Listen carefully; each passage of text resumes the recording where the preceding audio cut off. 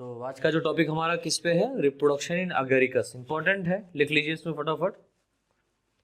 Agaricus की अधिकांश species में, अगेरिकस की most of species, that means अधिकांश स्पीसीज में एसेक्सुअल रिप्रोडक्शन, अगेरिकस की अधिकांश स्पीसीज में एसेक्सुअल रिप्रोडक्शन की कंपैरिजन में, की तुलना में सेक्सुअल रिप्रोडक्शन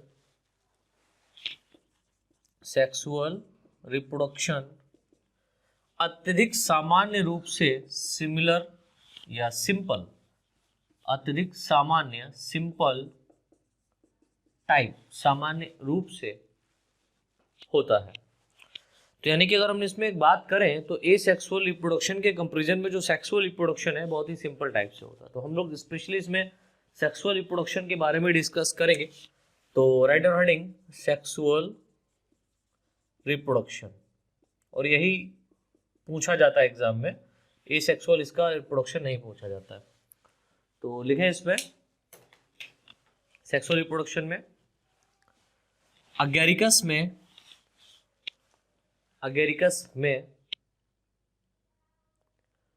रिप्रोडक्शन की सामान्य विधि, अगेरिकस में रिप्रोडक्शन की सामान्य विधि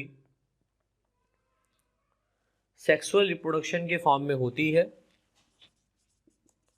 सेक्सुअल रिप्रोडक्शन के फॉर्म में होती है, लेकिन इनमें सेक्सुअल रिप्रोडक्शन के लिए, लेकिन इनमें सेक्सुअल रिप्रोडक्शन के लिए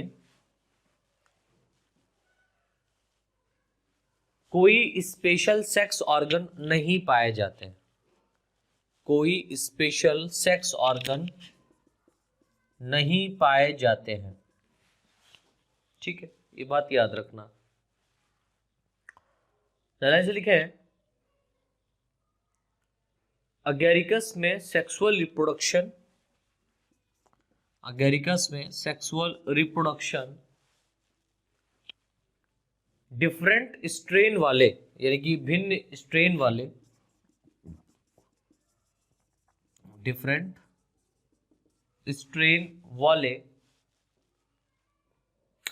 सेकेंडरी माइसीलियम के बीच में होता है, सेकेंडरी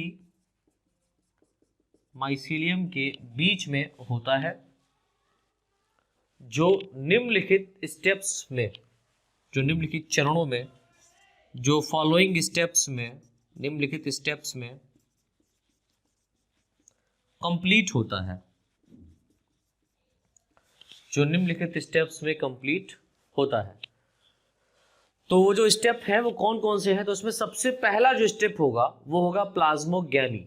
तो हेडिंग डाल दीजिए प्लाज्मोगैमी। तो प्लाज्मोगैमी हमारी हेडिंग पड़ गई है, ये पहला स्टेप होगा इसका। तो उसके अंतर्गत लिखें अगेरिकस के सेक्सुअल रिप्रोडक्शन में, अगेरिकस के सेक्सुअल रिप्रोडक्शन में फर्स्ट स्टेप यानी पहला चरण प्लाज्मोगैमी के रूप में होता है।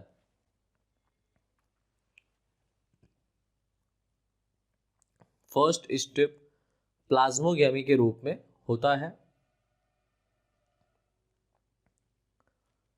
इसमें डिफरेंट स्ट्रेन वाले, यानी कि भिन्न स्ट्रेन वाले दो सेकेंडरी माइसीलियम, दो सेकेंडरी माइसीलियम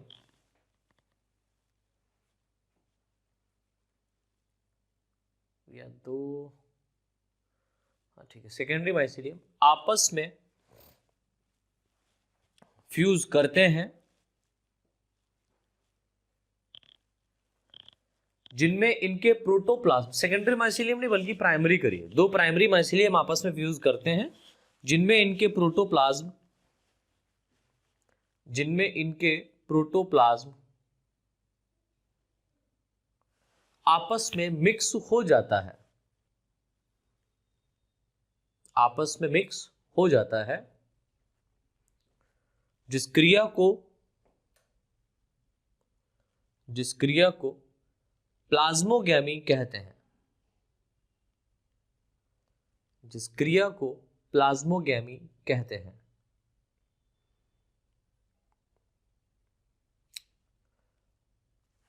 प्लाज्मोगैमी के बाद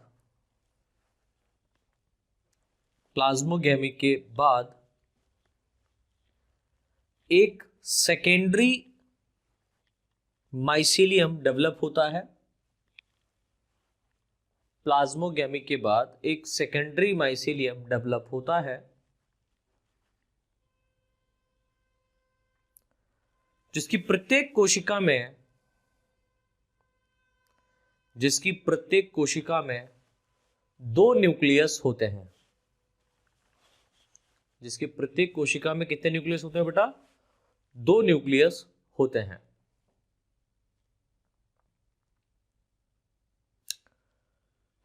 सेकेंडरी माइसीलियम की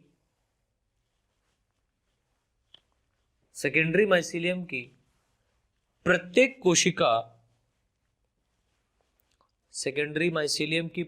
कोशिका डिवीजन के बाद या डिवीजन के समय क्लैंप कनेक्शन को प्रोड्यूस करती है। डिवीजन के समय क्लैंप कनेक्शन को प्रोड्यूस करती है, निर्मित करती है। ठीक है, तो ये हमारा हो गया क्या? प्लाज्मोगेमी। प्लाज्मोगेमी में क्या होगा कि दो प्राइमरी माइसीलियम जो होंगे, राइट, वो आपस में फ्यूज होकर के, उन दोनों का प्लाज्मा आपस में फ्यूज होकर के सेकेंडरी माइसीलियम का क्या कर देता है? फॉर्मेशन कर देता है। अब आपको पता है कि प्राइमरी माइसीलियम में एक न्यूक्लियस होता है और सेकेंडरी माइसीलियम में कितने न्यूक्लियस हो जाते हैं? दो न्यूक्लियस हो जाते हैं। अब जो दो केंद्रक है, दो न्यूक्लियस है, ये आपस में क्या करेंगे? फ्यूज करेंगे। अब जहां पर दो न्यूक्लियस आपस में फ्यूज करते हैं, उस प्रोसेस को हम लोग बोलते हैं कैरियोगैमी। तो नेक्स्ट हेडिंग हमारी जो पड़ेगी वो पड़ेगी कैरियोगैमी। और जैसे ही कैरियोगैमी होगा, केंद्रक आपस में मिलेंगे, आपस में मिलने के बाद में इनमें मियोसिस डिवीजन भी हो जाता है। तो नेक्स्ट हेडिंग हमारी क्या रहेगी? Karyogamy and meiosis division. तो सेकंड हमारी हेडिंग क्या पड़ेगी? Karyogamy and meiosis division. इसके अंतर्गत लिखें फटाफट। सेकेंडरी माइसीलियम वेल डेवलप्ड, यानी कि पूरी तरीके से विकसित होने पर, सेकेंडरी माइसीलियम वेल डेवलप्ड होने पर फ्रूटिंग बॉडी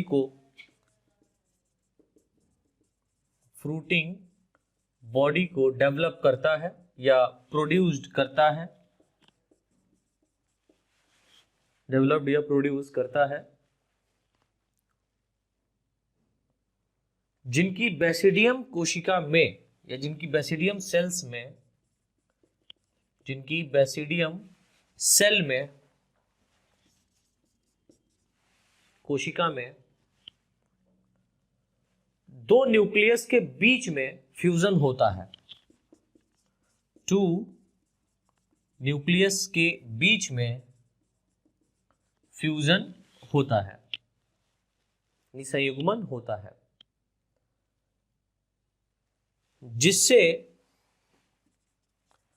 एक डिप्लॉयड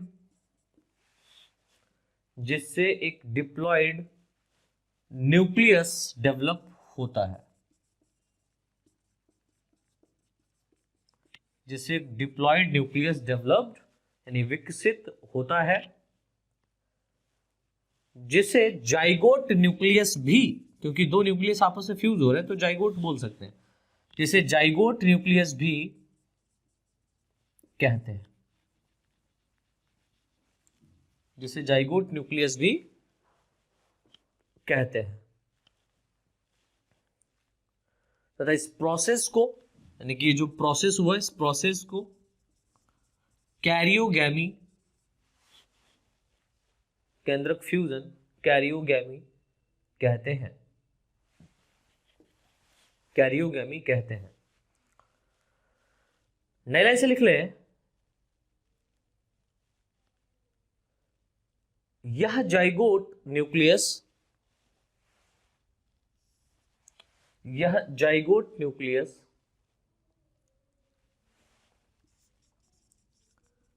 मियोसिस डिवीजन के बाद या द्वारा,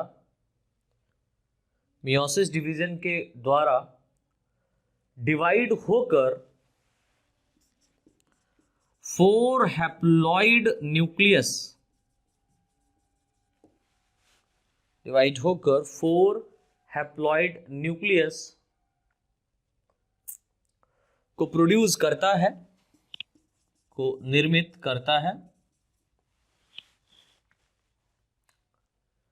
जो बेसिडियोस्पोर के रूप में,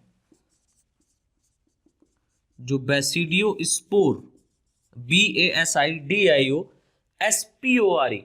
जो बेसिडियोस्पोर के रूप में, फॉर्म में डेवलप होता है, विकसित होता है, राइट। इस बात को याद रखना, जो बेसिडियोस्पोर के रूप में क्या होता है बेटा, डेवलप होता है। अब इस बीच में हम लोगों ने एक पॉइंट पढ़ा जिसका नाम है फ्रूटिंग बॉडी। तो प्लाज्मोगेमी हुआ, कैरियोगेमी हुआ, देन फ्रूटिंग बॉडी यानी कि बेसिडियोकार्प यहां पर जो थे वो बने थे। तो एक्चुअल में क्या है कि जो बेसिडियोकार्प है, इस बेसिडियोकार्प के अंदर ही बेसिडियोस्पोर्स डेवलप होते हैं, राइट। अभी जो फ्रूटिंग बॉडी है एगेरिकस की, इसके ऊपर एक शॉर्ट नोट लिखने को आता है, ठीक है। तो हेडिंग डाल दीजिए, फ्रूटिंग बॉडी बहुत इंपॉर्टेंट है। इस चैप्टर में अगर पूरा निचोड़ निकाला जाए पूरे एगेरिकस में, तो आपके एग्जाम में शॉर्ट नोट के रूप में इससे रिलेटेड आपका क्या पूछा जाता है, फ्रूटिंग बॉडी पूछा जाता है, यानी कि बेसिडियोकार्प आ सकता है लिखने के लिए। तो हेडिंग डाल दीजिए बेसिडियोकार्प। तो हमारी जो नेक्स्ट हेडिंग क्या रहेगी, वो रहेगी फ्रूटिंग बॉडी, या इसको हम लोग बोलते हैं बेसिडियोकार्प। बहुत इंपॉर्टेंट है, इसको वेरी इंपॉर्टेंट की श्रेणी में डालिए, क्योंकि इससे शॉर्ट नोट आपके एग्जाम में पूछा जाता है, राइट। तो लिखें इसमें, अगेरिकस का डाइकैरियोटिक माइसीलियम, अगेरिकस का dikaryotic mycelium soil, that means भूमि की सतह से, भूमि की सरफेस के, लिखिए भूमि की, सॉइल की सरफेस के नीचे, सॉइल की सरफेस के नीचे कई वर्षों तक, मैनी ईयर, कई वर्षों तक एक्टिव रहता है, कई वर्षों तक एक्टिव रहता है, जिसके फेवरेबल कंडीशन होने पर, जिसके फेवरेबल कंडीशन होने पर यह हर वर्ष, कौन, बेसिडियोकार्प या अगेरिकस की हम बात कर रहे हैं, यह हर वर्ष बेसिडियोकार्प के रूप में, यह हर वर्ष बेसिडियोकार्प के रूप में फ्रूटिंग बॉडी का निर्माण करता है, बेसिडियोकार्प के रूप में फ्रूटिंग बॉडी का निर्माण करता है। ध्यान से लिखे, अगेरिकस की फ्रूटिंग बॉडी, अगेरिकस की फ्रूटिंग बॉडी अम्ब्रेला शेप्ड, छातेनुमा, फ्रूटिंग बॉडी अम्ब्रेला शेप्ड यानी अम्ब्रेला के आकार की होती है, जिसमें एक छोटा सा मस्कुलर स्ट्रक्चर पाया जाता है, या जिसमें एक छोटा सा मस्कुलर स्ट्रक्चर एक्सिस के रूप में पाया जाता है, जिसमें एक स्मॉल मस्कुलर स्ट्रक्चर यानी संरचना एक्सिस के रूप में पाया जाता है, जिसे स्टाइप कहते हैं, STIPE, जिसे स्टाइप कहते हैं, जिसके एंड पर मैंने डायग्राम बनाया था ना प्रीवियस लेक्चर में, तो वो जो बेसिडियो कार्प है उसको आप यहां पर बना सकते हैं, इसके नीचे, ठीक है, यहां पर बना दीजिएगा, जिसके एंड पर अम्ब्रेला शेप्ड, जिसके एंड पर अम्ब्रेला शेप्ड पाइलियस पिलस, जिसके एंड पर अम्ब्रेला शेप पाइलियस स्थित रहता है या होता है, स्थित होता है। नैले से लिखे, सामान्यतः किसी बेसिडियो कार्प में, सामान्यतः दैट मीन्स नॉर्मली, किसी बेसिडियो कार्प में, बेसिडियो कार्प में स्टाइप 6 से 9 सेंटीमीटर, यानी कि जो स्टाइप होता है वो 6 से 9 सेंटीमीटर का हो सकता है। स्टाइप 6 से 9 सेंटीमीटर लंबा, लॉन्ग, तथा पाइलियस या पाइलस 5 से 12 सेंटीमीटर, 5 to 12 सेंटीमीटर डायमीटर, व्यास,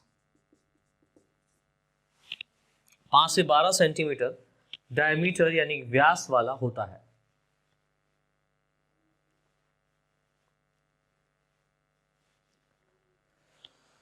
आगे लिखें, पाइलस की लोअर सरफेस पर यानी निचली सतह पर, पाइलस की लोअर सरफेस पर, निचली सतह पर 300 से 600 तक, 300 to 600, 300 से लेकर 600 तक चपटी प्लेट यानी फ्लैट प्लेट पाई जाती हैं। 300 से 600 तक फ्लैट प्लेट पाई जाती हैं, जिन्हें गिल्स कहते हैं, जिन्हें गिल्स कहते हैं। इसी कारण अगेरिकस को गिल फंगस भी कहते हैं। क्यों? क्योंकि इसके पाइलस जो होता है उसके ठीक लोअर सरफेस पर अगर आप देखेंगे तो 300 से लेकर के 600 तक जो रेड कलर का मैंने बनाया था, राइट, वो फ्लैट प्लेट पाई जा रही, जिनको क्या नाम दिया गया था? गिल्स नाम दिया गया था। ठीक है, इसी कारण इसको हम लोग क्या बोलते हैं? गिल फंगस भी कहते हैं। ठीक है, गिल्स कहते हैं। नए लाइन से लिखे हैं, प्रत्येक गिल्स के इंटरनल स्ट्रक्चर में, प्रत्येक गिल्स के इंटरनल दैट मीन्स आंतरिक संरचना स्ट्रक्चर में 3 भाग पाए जाते हैं। 3 भाग दैट मीन्स 3 पार्ट पाए जाते हैं, जिसमें बाहर की ओर आउटसाइड, जिसमें बाहर की ओर आउटसाइड बेसिडियम सेल द्वारा, जिसमें आउटसाइड बेसिडियम कोशिका द्वारा प्रोड्यूस्ड निर्मित लेयर, जिसमें बाहर की ओर बेसिडियम कोशिका द्वारा निर्मित लेयर या भित्ति के रूप में होती है, बेसिडियम सेल से निर्मित लेयर के रूप में होती है, जो कि यह बेसिडियम सेल, बेसिडियम कोशिका, जो कि यह बेसिडियम सेल बेसिडियोकार्प की फर्टाइल सेल होती हैं। बेसिडियोकार्प की फर्टाइल सेल्स होती हैं, यानी कि ये फर्टाइल सेल होती हैं, यही क्या करेंगी? प्रोड्यूस करेंगी गैमेट्स का, हम ये कह सकते हैं, ये यहां पर हम ये कह सकते हैं जर्मिनेट करती हैं। बेसिडियोकार्प फर्टाइल सेल्स होती हैं, फर्टाइल सेल्स होती हैं, जो कि डाइकैरियोटिक कोशिकाएं होती हैं, जो कि डाइकैरियोटिक सेल होती हैं। तो आप समझ सकते हैं फर्टाइल सेल क्यों कहा गया।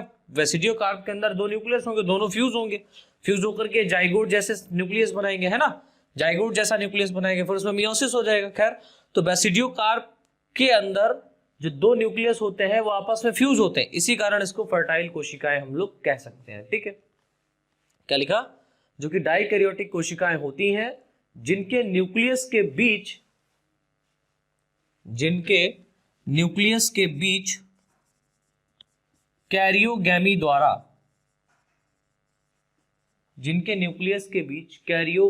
द्वारा जाइगोट न्यूक्लियस डेवलप होता है। समझे, जो मैंने बताया वही तो लिखा, जाइगोट न्यूक्लियस डेवलप्ड। तो मैंने क्या बताया कि जाइगोट न्यूक्लियस क्या होता है बेटा, डेवलप हो जाता है। अभी जो जाइगोट न्यूक्लियस होगा ये क्या करेगा, मियोसिस डिवीजन करेगा। तो ये भी लिख लीजिए, जिसमें जाइगोट न्यूक्लियस में जिसमें मियोसिस डिवीजन द्वारा 4 हैप्लॉइड न्यूक्लियस, 4 अगुणित कोशिका, 4 हैप्लॉइड न्यूक्लियस, 4 अगुणित कोशिका डेवलप होती हैं, यानी विकसित होती हैं। 4 अगुणित कोशिकाएं विकसित होती हैं, जो बेसिडियोस्पोर के रूप में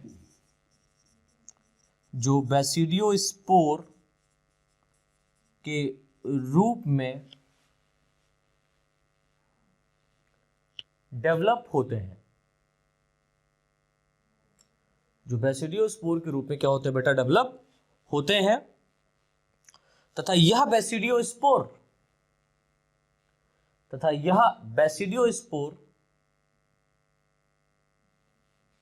दो पॉजिटिव व दो निगेटिव, क्योंकि 4 हैप्लॉइड न्यूक्लियस डेवलप हुए, वो जो 4 हैप्लॉइड न्यूक्लियस है वो 4 बेसिडियोस्पोर बनाएंगे। इन 4 बेसिडियोस्पोर में 2 पॉजिटिव होंगे और 2 निगेटिव स्ट्रेन वाले होते हैं। 2 निगेटिव स्ट्रेन वाले होते हैं, जो फेवरेबल कंडीशन में, यानी कि अनुकूल परिस्थितियों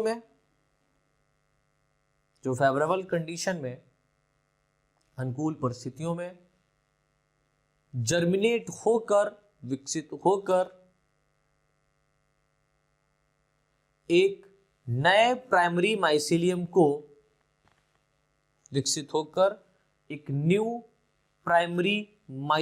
को, किसके, अगेरिकस के, एक नए प्राइमरी माइसीलियम को, ब्रैकेट में अगेरिकस डाल दीजिएगा, प्रोड्यूस करते हैं। तो जो यहां पर आप देखे हैं बेसिडियोस्पोर्स जो होते हैं वो स्पेशली क्या करते हैं, वो 2 पॉजिटिव स्ट्रेन के होते हैं, 2 निगेटिव स्ट्रेन के होते हैं, जो कि फेवरेबल कंडीशन में क्या करेंगे, जर्मिनेट करके, और वो अगेरिकस के एक नए माइसीलियम का क्या कर देते हैं, फॉर्मेशन कर देते हैं। तो ये हमारा रिप्रोडक्शन इन अगेरिकस होता है कंप्लीट।